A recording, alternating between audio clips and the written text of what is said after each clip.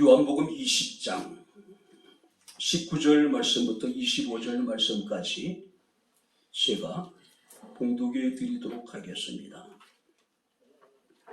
이날 곧 안식 후 첫날 저녁 때 제자들이 유대인들을 두려워하여 모인 곳의 문들을 닫았더니 예수께서 오사 가운데 서서 이르시되 너에게 평강이 있을지어다. 이 말씀을 하시고 손과 옆구리를 보이시니 제자들이 주를 보고 기뻐하더라. 예수께서 또 이르시되 너희에게 평강이 있을지어다. 아버지께서 나를 보내신 것 같이 나도 너희를 보내노라. 이 말씀을 하시고 그들을 향하여 숨을 내쉬며 이르시되 성령을 받으라. 너희가 누구의 죄든지 사하면 사여질 것이요 누구의 죄든지 그대로 두면 그대로 있으리라 하시니라. 12 제자 중에 하나로서 디두모라 불리는 도마는 예수께서 오셨을 때에 함께 있지 아니한지라. 다른 제자들이 그에게 이르되 우리가 주를 보았노라 하니 도마가 이르되 내가 그의 손에 못자국을 보며 내 손가락을 그의 못자국에 넣으며 내 손을 그의 옆구리에 넣어보지 않고는 믿지 아니하겠노라 하니라. 아멘. 하나님의 감당할 수 없는 청량할 수 없는 은혜를 기억하게 하시고 주의 날 살아계신 하나님을 영과 진리로 예배케 하시고 또 이 시간 주의 말씀을 청종할 수 있는 은총을 내려주심을 감사합니다. 말씀이 선포될 때 우리의 마음의 문을 열어주시고 기쁨과 즐거움과 믿음의 확신을 갖고 성령이 교회들에게 하시는 주의 음성을 듣게 하옵소서. 예수님 이름으로 기도하옵나이다. 아멘. 할렐루야. 자, 우리 옆에 있는 분들과 하나님 우리와 함께 하십니다. 인사하겠습니다. 하나님 우리와 함께 하십니다. 할렐루야. 근데 우리와 함께 하시는 하나님은 어떤 하나님일까요? 성경 말씀을 보게 되면 그는 전능하신 하나님이신데 하나님의 독생자이신 예수 그리스도를 부활케 하신 하나님이십니다. 우리 옆에 있는 분들과 다시 한번 인사하겠습니다. 예수께서 부활하셨습니다. 인사하겠습니다. 예수께서 부활하셨습니다. 할렐루야. 아멘. 아리스토텔레스라고 하는 인물은 이런 이야기합니다. 인간은 본질적으로 사회적인 동물이다. 무슨 얘기일까요? 인간은 홀로 서서는 완전한 삶을 살아갈 수 없는 존재라는 겁니다. 그러니까 다른 사람들과 생활하면서 보다 높은 그 가치를 우리가 추구할 수 있다고 하는 겁니다. 우리가 선한 생활을 위해서는 타인과의 상호작용과 또 공동체 참여가 필수적이라고 이야기를 합니다. 그래서 사람들은 모여서 사회라고 하는 공동체를 구성하며 살아갑니다. 자, 우리는 공동체 안에서 서로 영향력을 주고받습니다. 다른 사람들에게 영향을 주기도 하고 또 다른 사람들을 통해서 영향을 받기도 합니다. 그런데 좋은 사람을 만나게 되면 좋은 영향을 받게 되지만 우리가 나쁜 사람을 만나게 되면 나쁜 영향을 받기 쉽습니다. 특히 우리가 살아가는 사람을 만나게 되면 서로 많은 영향을 받게 되죠. 그리고 점점 서로가 닮아가게 됩니다. 그래서 많은 사람들이 이야기하기를 부부는 서로 닮는다라고 이야기를 합니다. 우리는 예수 그리스도를 만난 사람들입니다. 할렐루야. 불완전한 사람과의 상호작용을 통해서 사람이 어느 정도 선한 삶을 살아갈 수 있다면, 어느 정도 온전한 삶을 살아갈 수 있다면 완전하신 주님을 만난 사람들, 사망 권세를 깨뜨리고 부활하신 예수를 만난 우리의 삶이 어떠해야 될까? 우리 스스로 한번 자기 자신을 돌아볼 수 있는 시간을 가졌으면 좋겠습니다. 자, 우리 기독교의 신앙의 핵심, 기독교의 신앙의 본질은 뭡니까? 그리스도의 십자가와 그리스도의 부활입니다. 바로 이것은 교회의 본질이기도 합니다. 이것이 복음의 핵심이기도 합니다. 자, 부활이라고 하는 것은 인간의 이성이나 인간의 생각이나 인간의 상식으로는 도저히 믿을 수 없는 것이죠. 그래서 사도 바울은 이르기를 그리스도의 십자가의 도가 안 믿는 자들에게는 어리석은 것이지만 믿는 자들에게는 하나님의 구원의 능력이 된다라고 말씀을 하고 있습니다. 자, 얼마나 그것이 여러분들이 당시 사람들에게 허무맹랑하게 여겨졌던지 예수의 제자들도 예수의 부활을 쉽게 믿지 못했던 것을 우리가 보게 됩니다. 자, 그때 예수께서는 실제적인 부활의 몸을 통해서 제자들에게 당신 자신을 나타내시고 그들로 하여금 부활하신 예수님을 믿을 수 있도록 하나님께서 그들 가운데 나타나셨던 것을 우리가 보게 됩니다. 이 아침에 우리들은 부활하신 예수님을 만난 사람들을 통해서 부활하신 예수를 만난 사람들에게 주어지는 하나님의 은혜가 무엇인가를 우리가 살펴보면서 우리가 함께 은혜를 나누도록 하겠습니다. 자, 우리 한번 11절 말씀을 우리 다시 한번 보겠습니다. 11절 한번 올라가 보시기 바랍니다. 같이 읽겠습니다. 마리아는 무덤 밖에 서서 울고 있더니 울면서 구부려 무덤 안을 들여다보니. 부활하신 예수님의 최초의 목격자는 예수께서 사랑하셨던 요한도 아니고 스스로 자신을 예수의 제자 중에 처음이라고 여겼던 수제자라고 여겼던 베드로도 아니었습니다. 예수의 주변에 보게 되면 예수께서 살아계시는 동안에 예수님을 사랑하고 예수님을 정성껏 섬겼던 여인들이 있죠. 막달라 마리아, 또 야고보의 어머니 마리아 뿐만 아니라 사도 요한의 어머니였던 살로메라고 하는 여인입니다. 성경 말씀을 보게 되면 이 여인들이 안식 후 첫날 부활 새벽에 예수님의 몸에 향품을 바르기 위해서 무덤을 향해서 갑니다. 자, 마가복음 16장 2절 3절 말씀을 보게 되면 안식 후 첫날 매우 일찍이 해 돋을 때 그 무덤에 가며 서로 말하되 누가 우리를 위하여 무덤 문에서 돌을 굴려주리요. 예수님의 몸에 향품을 바르기를 원했지만은 무덤 입구를 막고 있는 그 거대한 돌을 치울 수 있는 힘이 없었단 말이에요. 그래서 그들은 근심하며 갑니다. 근데 그들이 무덤에 도착했을 때에 무덤을 막은 돌은 굴려져 있었고 천사를 통해서 예수께서 부활하셨다는 소식을 듣게 됩니다. 자, 이 세 명의 여인 가운데 두 명은 먼저 이 소식을 전하기 위해서 제자들에게 달려갑니다. 자, 누가복음 24장 12절 말씀을 보게 되면 달려온 베드로와 요한은 무덤 안에 들어가지 않고 밖에서 몸을 구부려 빈 무덤을 확인을 해요. 그리고 그들은 스스로 놀라며 집으로 돌아갔다. 자, 여인들을 통해서 예수의 빈 무덤에 대해서 이야기를 들었음에도 불구하고 그들은 달려왔습니다. 근데 무덤 안에 들어가지 않았대요. 몸을 구부려 안을 살피고 무덤이 비어있는 것을 확인하고 그냥 집으로 돌아갔대요. 문제는 그 이후에도 이 베드로와 요한은 그리스도의 부활의 목격자가 나타났음에도 불구하고 허탄한 이야기로 듣고 믿지 않았다는 겁니다. 자, 베드로와 요한이 돌아가고 난 이후에도 막달라 마리아는 거기서 계속 울고 있다가 부활하신 예수님의 실제를 목격하게 됩니다. 자, 여기서 울고 있었다는 이야기는요, 조용히 흐느끼는 정도가 아닙니다. 여기서 울었다는 이야기는 큰 소리로 감정을 억제하지 못하고 통곡했다는 이야기예요. 막달라 마리아가 예수님을 얼마나 사랑했는지를 우리에게 보여주는 그런 장면이 아닌가 생각이 됩니다.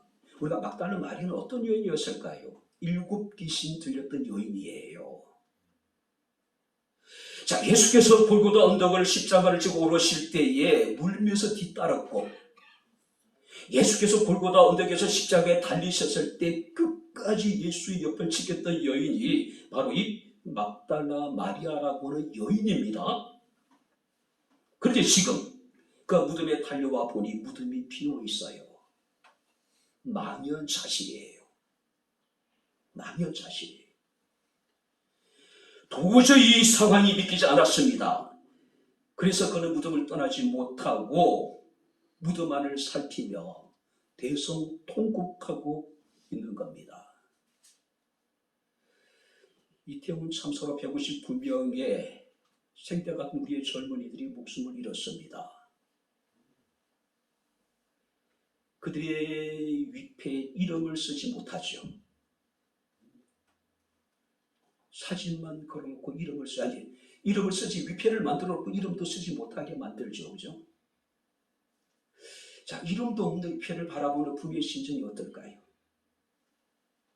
최소한 자신의 자식 이름이 누구인지, 이곳에 죽은 사람들의 이름이 누구인지는 알아야 되는데 왜 그것을 지금까지도 위패 이름을 쓰지 못하게 하는지 잘 모르겠지만은 이 막달라 마리아의 심정은 그 이상도 아니었을까요? 그 이상이 아니었을까요?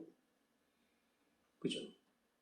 아니, 지금 그렇게 사랑했던 예수께서 십자가 고난당하시고 죽임을 당하셨는데 그 시신의 향품이라도 받아들이려고 이 아침에 새벽 미명시간에 달려왔는데 무덤이 비어있다. 예수의 시신을 찾을 수가 없는 거예요. 얼마나 황당했을까요? 망연자실입니다. 믿기지 않았어요.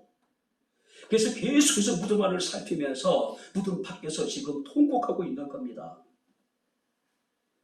그때 예수께서 그 여인에게 이르시되 여자여 어찌하여 울며 누구를 찾고 있느냐라고 물으셨습니다. 당신 자신을 슬픔에 사로잡혀 있는 막달라 마리아에게 나타내신 거예요. 그죠? 바로 7 귀신 들렸던 그 여인이 예수의 부활의 최초의 목격자가 되었다라고 하는 사실이에요. 우리가 마태복음 28장 8절 말씀을 보게 되면은 그 여자들이 무서움과 기쁨으로 달려 빨리 무덤을 떠나서 제자들에게 알리려고 다름질할세 극한 슬픔이, 염려와 근심이 큰 기쁨으로 변화되는 놀라운 기적이 벌어지게 되어서 우리가 보게 됩니다. 막달라 마리아 부활하신 예수께서 자신의 옆에 서 있음에도 불구하고 극한 슬픔이 그의 마음을 닫아놓고 그의 눈을 여러분들이 보지 못하게 만든 거예요. 그가 부활하신 예수님을 여러분들이 음성을 듣게 되었을 때에 그는 그때서야 예수께서 부활하셨고 부활하신 예수께서 자신과 함께 계심을 깨닫게 되었음을 우리가 보게 됩니다. 우리가 18절 말씀을 보니까 내가 주를 보았더라고 제자리에 가서 다시 한번 그리스도의 부활을 증거하는 모습을 우리가 보게 됩니다. 막달라 마리아라는 여인은 가장 최초의 예수의 부활의 목격자이고 최초의 예수의 부활의 증인이 되어졌던 것을 우리가 보게 됩니다. 큰 기쁨이요, 큰 즐거움이 되었다는 이야기예요. 무엇이요? 슬픔이. 오늘 부활하신 예수를 만나고 그 예수께 주님 앞에 나와 예배한 우리 모두에게 부활의 기쁨과 부활의 은총이 우리 가운데 함께할 수 있기를 주의 이름으로 축원합니다. 슬픔에 사로잡힌 자들에게 주어지는 부활의 은총이 뭡니까? 기쁨이에요. 놀라운 은혜였다는 것이죠. 두 번째 말씀을 보시기 바랍니다. 19절 말씀을 우리 다시 한번 같이 읽겠습니다. 이날 곧 안식 후 첫날 저녁 때에 제자들이 유대인들을 두려워하여 모인 곳에 문들을 닫았더니 예수께서 오사 가운데 서서 이르시되 너에게 평강이 있을지어다. 누가복음 24장 11절 말씀을 보게 되면은 막달라 마리아를 통해서 예수님이 다시 살아났다는 이야기를 들은 제자들의 반응이 그의 말이 흩어난 듯이 들렸다. 믿을 수 없다는 이야기죠. 그죠? 제자들의 입장에서는 막달라 마리아의 이야기가 믿기 어려웠을 거예요. 아니, 사람이 죽었다가 다시 살아난다는 것은 상식적으로 있을 수 없는 일이었기 때문입니다. 어찌되면요, 죽은 자가 다시 살아남을 믿는 것이 오히려 이상한 일이 아니었을까요? 특별히 예수의 십자가의 죽음을 멀리서라도 본 사람이라면은 그가 다시 살아난다는 것은 도저히 있을 수 없는 일이잖아요. 그렇지 않습니까? 자, 그들은 도저히 막달라 마리아 이야기를 믿을 수 없었습니다. 그리고 그들은 그날 저녁에 모였습니다. 몸속이 처지는 예수님 십자가의 처형을 생각하면서 그들은 두려움에 지금 사로잡혀 있습니다. 그래서 그들은 문들을 꼭꼭 걸어 잠그고 있는 그런 상황이었습니다. 그때 예수께서 그들에게 나타나셨어요. 사랑하는 예수님, 이런 여러분들이 상실감 또 죽음에 대한 두려움에 사로잡혀 있던 그들에게 예수께서 나타나셨다라고 하는 사실입니다. 우리가 여러분 20절 말씀을 보게 되면은 예수께서는 부활하신 몸을 친히 보여주셨고, 또 22절 말씀을 보게 되면은 생생하게 숨을 내쉬셨대요. 자, 두려움에 사로잡혀 있는, 상실감에 빠져있는 제자들에게 예수께서 나타나셔서 당신의 몸을 보여주실 뿐만 아니라 그들 앞에서 생생하게 숨을 내쉬셨대요. 내가 부활했다는 것을 확인시켜주는 겁니다. 근데 누가복음 24장 36절 말씀을 보게 되면은 이 말을 할 때 예수께서 친히 그들 가운데 서서 이르시되 너에게 평강이 있을지라. 이 말이라는 게 무슨 얘기냐면은 예수의 두 제자가 엠마오로 내려가다가 부활하신 예수를 만나게 되잖아요. 그 부활하신 예수를 만난 두 제자가 예루살렘으로 돌아와서 제자들에게 그리스도의 부활을 전하게 됩니다. 자, 그때 예수께서 제자들이 모여있는 그곳에 나타나신 거예요. 성경을 이렇게 시간별대로 요약을 하면 그렇게 되는 거예요. 그러니까 예수께서 최초로 여인들에게 나타나시고 두 번째는 엠마오로 내려간 두 제자에게 나타나셨습니다. 그리고 그 여인들이 제자들에게 예수 그리스도의 부활을 전했고, 엠마오로 내려가던 두 제자 역시 돌아와서 예수 그리스도의 부활을 전하게 되는 겁니다. 그때 예수께서 당신 자신의 제자들 가운데 나타내신 거예요. 그렇죠? 근데 그 순간에 도마는 없었습니다. 도마는 없었어요. 자, 부활하신 예수께서 제자들에게 나타나 이르시기를 너에게 평강이 있을지어다라고 말씀을 하고 있습니다. 죽음에 대한 두려움, 또 여러분들이 사랑하는 사람을 이런 상실감에 사로잡혀 있는 그들에게 평강을, 기쁨을 선언하고 계신 것을 우리가 보게 됩니다. 예수께서 너에게 평강이 있을지어다. 이 평강은 어떤 평강일까요? 요한복음 14장 24절 말씀을 보게 되면은 평안을 너에게 끼치노니 곧 나의 평안을 너에게 주노라. 어떤 평안입니까? 예수 그리스도의 평안이래요. 자, 이 평안은 어떤 평안이었을까요? 풍랑이 배를 깨뜨릴 것 같은 절체절명의 위기 속에서도 주무실 수 있는 그리스도의 평강, 절대적인 평강입니다. 내가 너에게 주는 것은 세상이 주는 것 같이 아니하니라. 너희는 마음에 근심하지도 말고 두려워하지도 말라고 말씀을 하고 있습니다. 지금도 많은 사람들은 현실의 염려와 근심, 죽음에 대한 두려움, 그리고 무엇인가를 잃어버린 상실감을 가지고 살아가는 사람들이 얼마나 많은지 몰라요. 이런 사람들이 부활하신 예수를 만나야 됩니다. 이런 사람들이 부활하신 예수께서 평강을 선포하시고 그들에게 주님의 평강을 지금 선포하고 계신 거예요. 그리스도의 평강이 우리 마음 가운데 충만할 수 있기를 주 이름으로 축원합니다. 어떤 상대적인 평강이 아닙니다.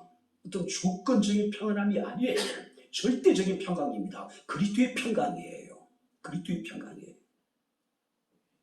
마지막으로 세 번째, 여러분들 우리가 24절부터 31절 말씀을 보게 되면 특별히 도마에게 이르시되 내 손가락을 이리로 내밀어 내 손을 보고 내 손을 내밀어 내 옆구리에 넣어보라. 그리하여 믿음 없는 자가 되지 말고 믿는 자가 되라. 자, 여인들이 그리스도의 부활을 증거했을 때에 엠마오로 내려가던 두 제자가 돌이켜서 예루살렘에 와서 부활을 증거했을 때도 그들은 온전히 믿을 수 없었단 말이에요. 근데 부활하신 예수께서 당신의 몸을 보이시고 숨을 깊이 내쉽니다. 그런 이야기예요. 내가 부활했다는 이야기예요.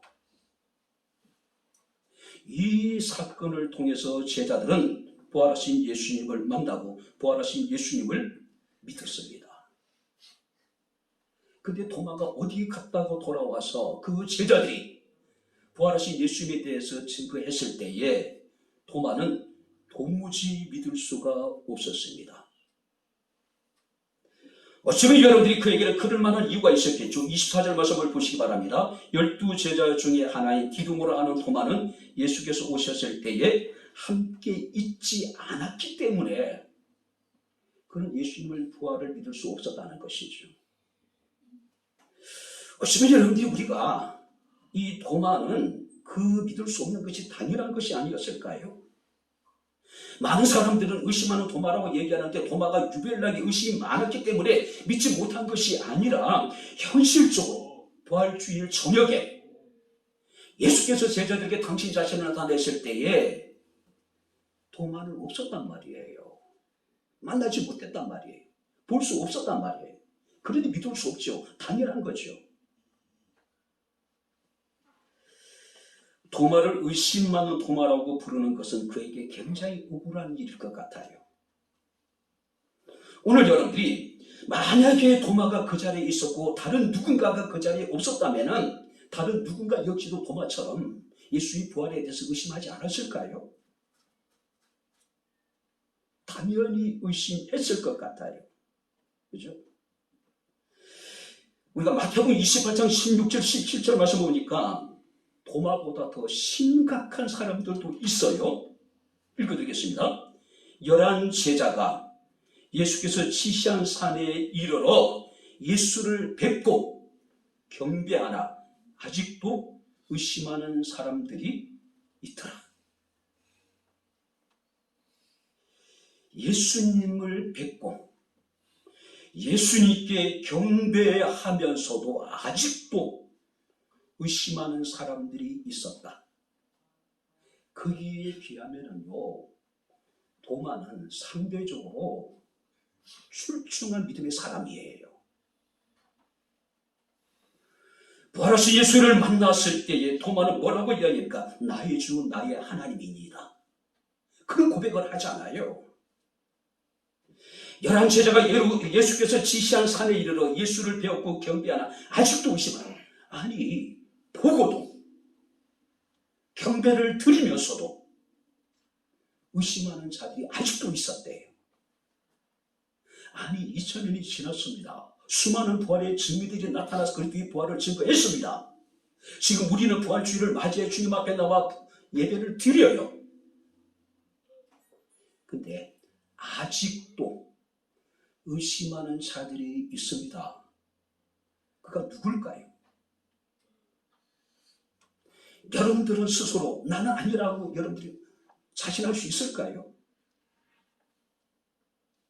진짜 여러분들이 스스로 생각했을 때에 나는 정말로 아직도 의심하는 자들 중에 한 사람일 수 있다라고 여러분들이 생각해 보지 않았어요? 내가 그 사람일 수 있단 말이에요. 그죠? 25절 말씀을 보게 되니까 도마는 내가 그의 손에 못자국을 보며 내 손가락을 그의 못자국에 넣으며 내 손을 그의 옆구리에 넣어보지 않고는 믿지 아니하겠노라. 잘 들어보세요. 내가 세 번이나 반복해요. 무슨 얘기일까요? 자신은 확인하지 않고는 절대 믿을 수 없다는 거예요. 그는 자신의 눈으로 부활하신 예수를 확인하고 난 다음에 나의 주 하나님이라고 고백합니다. 그런데 예수께서 지시하시는 곳에서 예수께 경배하고 예수를 배웠던 사람들 중에도 아직까지 의심하는 자들이 있었대. 아직도. 당시 법정에서는요, 증인 2명만 있으면은 사실로 인정이 돼요. 그렇다면 3명의 여인들이 있었고 10명의 제자들이 있었습니다. 10명 이상의 증인들이 있음에도 불구하고 이 도마는 믿지 못했다는 것이죠. 믿을 수 없었다는 이야기죠. 우리는 이런 사람들을 전문용어로 실증주의적 회의주의라고 이야기합니다. 무슨 얘기입니까? 실제적으로 증명된 것만 믿겠다는 이야기예요. 이것은 기독교적인 믿음이 아니에요. 만약에 우리가 실증된 것만 믿을 수 있다면 세상에 우리가 믿을 수 있는 것이 얼마나 있을까요? 실증된 것을 믿는 것은 믿음이 아닙니다. 만약에 하나님의 존재를 우리가 실증할 수 있다면 더 이상 하나님은 하나님이 아니에요. 더 이상 그는 우리의 경배의 대상이 아닙니다. 실증할 수 없기 때문에 하나님, 우리의 하나님이 될 수 있는 것이고, 할렐루야, 우리는 하나님을 경배할 수가 있는 것이죠. 실증되지 않았기 때문에. 자, 이렇게 예수께서는 당신 자신을 도마에게 나타내셨습니다. 그리고 당신의 몸의 상처를 보여주셨어요. 그리고 도마에게 이르시기를 믿음 없는 자가 되지 말고 믿는 자가 되라고 말씀하고 있음을 우리가 보게 됩니다. NIV 성경에서는 이 본문을 이렇게 번역합니다. 의심을 멈추고 그 다음 믿어라. 더 이상 의심하지 마십시오. 할렐루야. 예수는 부활하셨습니다. 할렐루야. 그리고 믿으래요. 그런데 아직까지 믿지 못한 사람이 있을까요? 아니, 있을 것 같아요. 아직까지. 우리가 29절 말씀을 보시기 바랍니다. 예수께서 가라시되 너는 나를 본고로 믿느냐? 보지 못하고 믿는 자들이 복되다라고 말씀을 하고 있습니다. 예수께서 당신의 그 상처까지 내어 보이면서 도마에게 원하는 것이 있었습니다. 뭐냐면은 믿음이 없는 자가 되지 말고 믿는 자가 되라고 하는 사실이에요. 그리고 말씀하시기를 보지 못하고 믿는 자들이 복이 있답니다. 사랑하는 성도님들은 우리는 예수님을 본 적이 없습니다. 우리는 예수님을 만난 적도 없습니다. 예수님을 본 적이 없지만 우리는 예수님을 알고 있습니다. 예수님을 만난 적은 없지만 우리의 삶 속에서 우리는 예수님을 느낄 수가 있습니다. 예수님을 만나본 적은 없지만 우리는 우리의 삶을 통해서 그분이 우리 가운데 함께 하심을 우리는 느낄 수가 있단 말이에요. 지난주에 추천호 집사님이 그런 얘기를 하시더라고요. 우리 가운데 역사하시는 하나님에 대해서 정말 이렇게 구체적으로 정확하게 그야말로 때를 따라 우리 하나님께서 우리에게 이렇게 채워나가시는 그런 모습들 보면서 추천호 집사님이 그 얘기하더라고요. 마치 누군가가 옆에서 지켜보고 있다가 도와주는 것 같다. 그래서 당신이 떠날 수 없다. 믿음을 떠날 수 없다는 이야기죠. 마치 누군가가 내 옆에서 나를 지켜보다가 우리에게 필요한 모든 것들을 때마다 하나님이 채워주시는 것 같다. 그런 고백을 하시더라고요. 우리는 보지 못했지만, 우리는 그분을 만나보지 못했지만, 그분을 우리가 만져본 적은 없지만 우리는 그를 알고 있습니다. 할렐루야. 우리는 그를 느낄 수 있습니다. 할렐루야. 우리는 그분을 사랑할 수가 있는 거예요. 이제 말씀을 마치도록 하겠습니다. 나사로는 웃는다라고는 희곡이 있다고 합니다. 그 작품의 줄거리는 굉장히 단순합니다. 죽었다 살아난 나사로는 늘 웃어요. 그는 죽음과 천국, 부활을 경험했죠. 그래서 이 나사로는 세상의 모든 일을 웃고 넘길 수 있는 믿음이 생긴 겁니다. 그래서 사람들은 나사로의 집을 웃음의 집이라고 불렀다 그래요. 우리 백향목 교회가 웃음의 집이 됐으면 좋겠습니다. 할렐루야. 네. 여러분들의 가정이 정말로 부활하신 예수 그리스도 이래서 웃음이 끊이지 않는 웃음의 집이 되어줬으면 좋겠어요. 그 대사 가운데 이런 내용이 있답니다. 그는 더 이상 두려워하지 않았다. 기독교를 핍박했던 로마 황제의 위협에도 나사로는 웃었대요. 화형에 처해지는 마지막 순간까지 나사로는 웃었답니다. 부활의 동력으로 살았던 나사로는 로마 황제가 감당할 수 없는 사람이 되어졌다는 이야기예요. 히브리서 11장 35절 38절 말씀을 보게 되면 또 어떤 이들은 더 좋은 부활을 얻고자 하여 심한 고문을 받되 구차히 풀려나기를 원하지 아니했다. 그들은 조롱을 당하고 채찍을 맞고 결박을 당하고 감옥에 갇히고 돌로 톱으로 칼로 죽임을 당하고 궁핍하고 가난하고 또 그들은 환난과 학대를 받았음에도 불구하고 이런 사람은 세상이 감당하지 못하였다고 성경에 기록하고 있어요. 더 좋은 부활에 대한 소망이 있었기 때문에 더 이상 세상의 것에 연연하지 않았습니다. 그들은 죽음조차도 초월했어요. 그래서 그들은 세상이 도무지 감당할 수 없는 사람이 되어졌다는 이야기예요. 예수는 부활로 말미암아 흑암 거세를 깨뜨리시고 하늘의 산 소망을 우리에게 주셨습니다. 그 부활하신 예수님을 만난 감격 갖고 우리는 지금 부활하신 예수께 예배를 드리고 있습니다. 부활하신 예수를 만난 사람들의 삶에 나타나는 것이 뭡니까? 바로 그들은 마음의 슬픔이 기쁨이 되어졌습니다. 크나큰 두려움과 공포와 상실감에 사로잡힌 자들이 마음의 평안이 회복되어졌습니다. 의심에 사로잡힌 자들이 하나님의 아들이신 예수 그리스도를 믿음으로 말미암아 그리스도의 여러분들이 복음의 순교자가 되어졌던 것을 우리가 보게 됩니다. 고린도서 15장 58절에 그러므로 내 사랑하는 형제들아 견실하여 흔들리지 말고 항상 주의 일에 더욱 힘쓰는 자들이 되라. 이런 너희 수고가 주 안에서 헛되지 않을 줄 알미라고 말씀하고 있습니다. 이 부활의 믿음에 견고하여 흔들리지 아니하고 주일에 더욱더 항상 힘쓰는 우리 백향목교회 사랑하는 모든 성도들이 다 될 수 있기를 주의 이름으로 축원합니다. 아멘. 기도하겠습니다. 좋으신 아버지 하나님, 우리 아버지 하나님의 은혜와 사랑을 진심으로 감사합니다. 감당할 수 없는, 청량할 수 없는 부활의 은총을 입었으니 부활하신 예수를 만난 자에게 주어지는 기쁨과 평안함과 담대한 믿음을 우리에게 허락하여 주옵소서.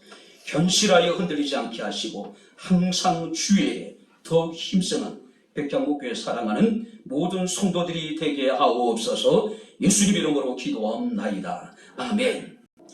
이제는 우리 주 예수 그리스도의 은혜와 하나님의 크신 사랑과 성령님의 교통 교제의 충만 역사 인도하시니 그리스도의 부활을 기념하는 부활주일, 살아계신 하나님을 영과 진리로 예배한 사랑하는 주의 모든 성도들 머리머리 이에 저들의 가정과 직장과 사업장과 이 교회와 이 나라 이 민족 이에 지금부터 영원토록 함께 있을지어다. 아멘.